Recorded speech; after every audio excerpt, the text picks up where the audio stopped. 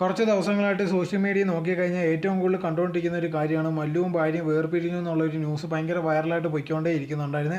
ഇത് സത്യമാണോ അല്ലയോ എന്നുള്ളത് ഇതിനെപ്പറ്റി മല്ലു ഒന്നും പറഞ്ഞിട്ടില്ലായിരുന്നു. അങ്ങനെ ഇരിക്കുമ്പോഴാണ് ഇപ്പോൾ ലേറ്റസ്റ്റ് ആയിട്ടുണ്ടെങ്കിൽ മല്ലു ഒരു വീഡിയോ ആയിട്ട് വന്നിട്ടുണ്ടായിരുന്നു. ഇതേ കണക്ക് സോഷ്യൽ മീഡിയ കണ്ടിട്ടുണ്ടായിരുന്നു. ഒരുപാട് പേര് പറയുന്നു ഇതേ കണക്ക് ഞങ്ങൾ വേർപിരിഞ്ഞു അങ്ങനെ ഇങ്ങനെയാണെന്നുള്ള രീതിയിലൊക്കെ പറയുന്നുണ്ട്. അതിന് മെയിൻ കാരണം എന്ന് പറഞ്ഞാൽ ഞാൻ എൻ്റെ ഭാര്യയായിട്ടൊരു വീഡിയോ ഇടാത്തതുകൊണ്ടാണ്.